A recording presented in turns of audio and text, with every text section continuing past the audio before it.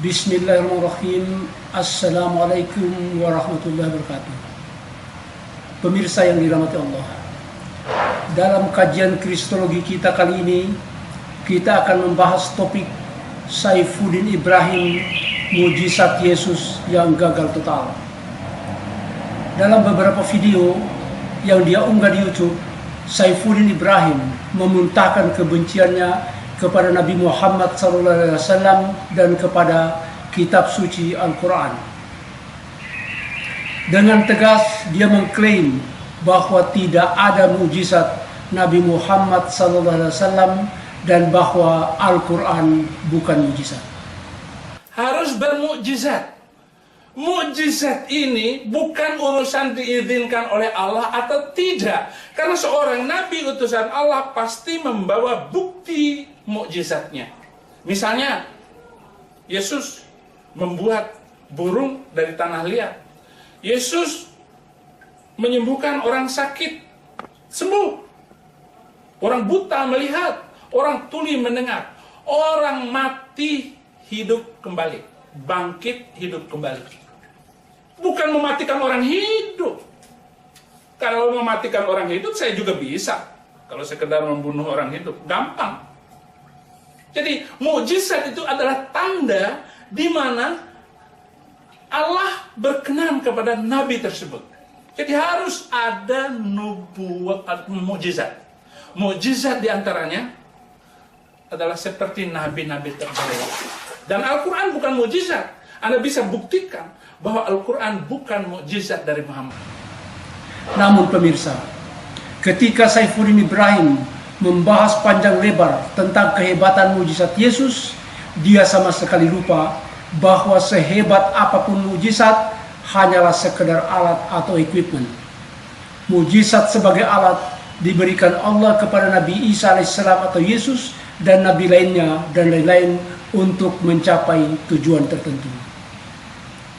Tujuannya adalah agar dengan mujizat tersebut umat percaya dengan kenabiannya dan menerima ajarannya untuk hanya menyembah Allah dan melaksanakan perintahnya yang disampaikan oleh nabi tersebut.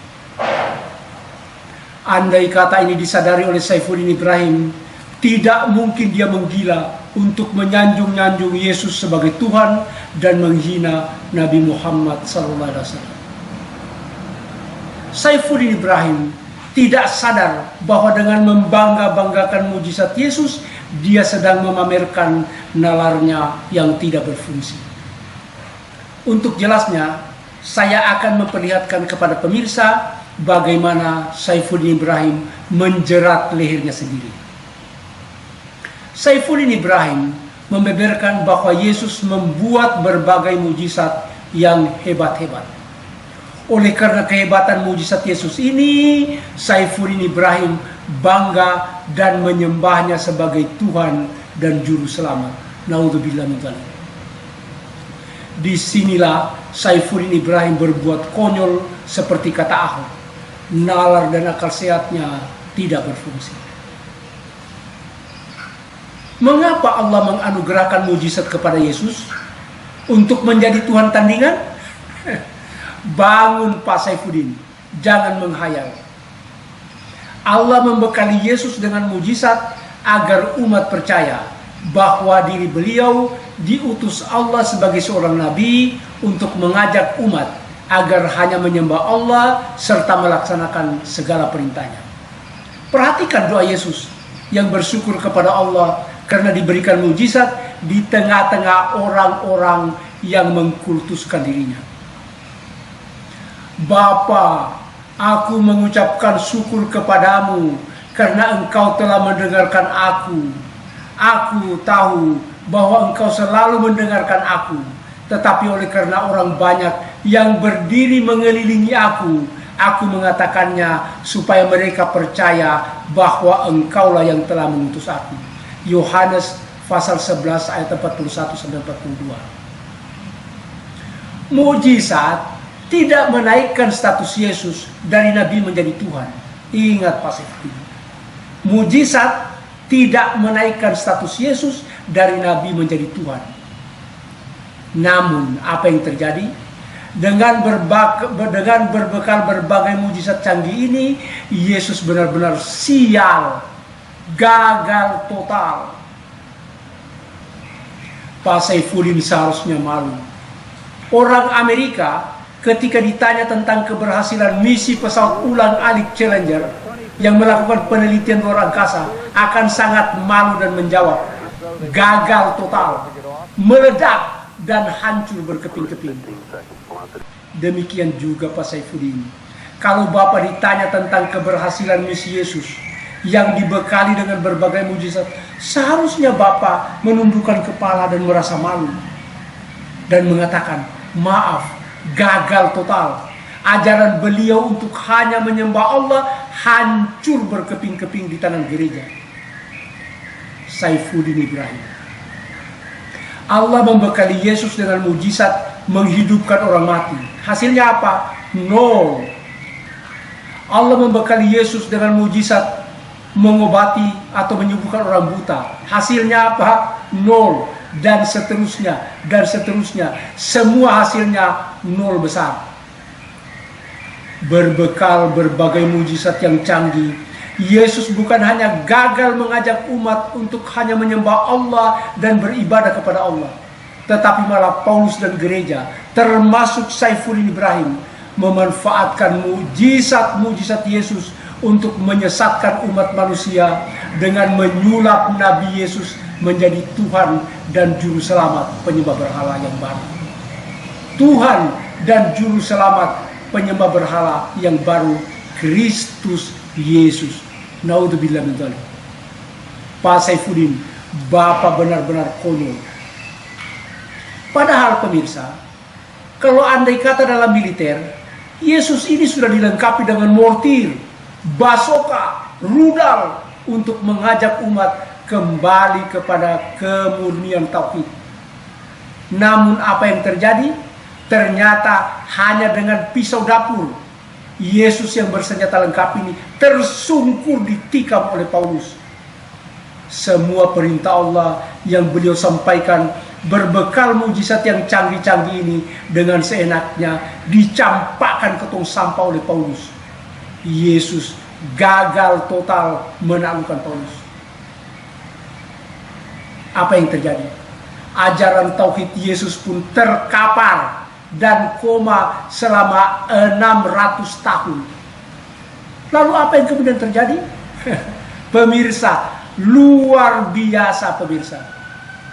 Tanpa mujizat yang canggih-canggih seperti tukang sulap, Nabi Muhammad SAW yang dihina oleh Saifuddin Ibrahim ini tampil gemilang membangkitkan kembali ajaran tauhid Yesus yang terkapar dan koma selama 600 tahun.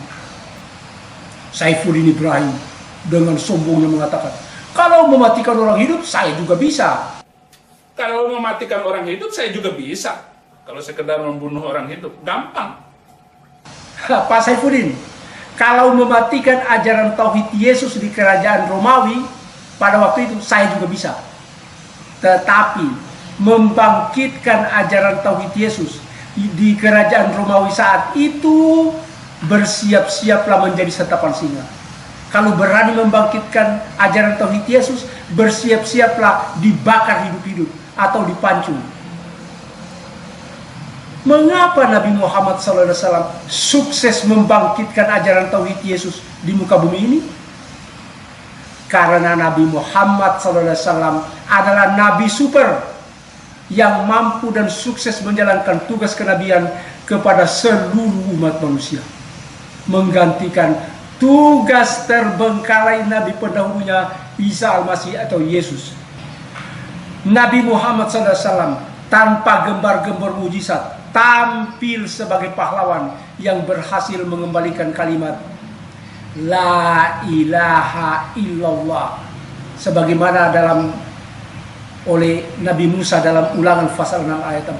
Shema Isra'ilu Adonai Eloheinu Adonai Echad. Atau di dalam Markus pasal 12 ayat 29 oleh Yesus, Shema Isra'ilu Adonai Eloheinu Adonai Echad. Kalimat tauhid Allah ini dakwakan oleh Nabi Muhammad SAW membentang dari Jazirah Arab sampai ke seluruh dunia. Ini gagal didakwakan oleh Yesus yang dibekali dengan berbagai mujizat yang dibangga-banggakan oleh Saifuddin Ibrahim. Nabi Muhammad SAW benar-benar luar biasa Pak Saifuddin. Bapak jangan sembarangan menghina. Tanpa gembar-gembor mujizat, beliau berhasil gemilang membina 1,6 miliar manusia di muka bumi ini untuk menjadi pengikut Yesus. Kecintaan Rasulullah dan umat Islam kepada Yesus diperlihatkan dengan hanya menyembah Allah seperti Yesus, ruku dan sujud dalam sholat seperti Yesus, puasa menahan lapar seperti Yesus, bersunat seperti Yesus, dan sebagainya dan sebagainya. Pak Saifuddin, sisakanlah rasa malu atas penghinaanmu kepada Nabi Muhammad SAW dan orang-orang berjubah putih. Mereka adalah orang-orang yang mencintai Yesus dan menjadi juru selamat Yesus. Oleh karena itu, andai kata Yesus hadir ke dunia saat ini, beliau akan sangat bahagia dan terheran-heran bagaimana Nabi Muhammad SAW tanpa pamer mujizat seperti yang dibangga-banggakan Saifuddin Ibrahim berhasil menuntun 1,6 miliar manusia di muka bumi ini menjadi juru selamat ajaran tauhid beliau yang hancur berantakan di tangan Paulus dan gereja. Sekian, billahi taufiq wal hidayah. Wassalamualaikum warahmatullahi wabarakatuh.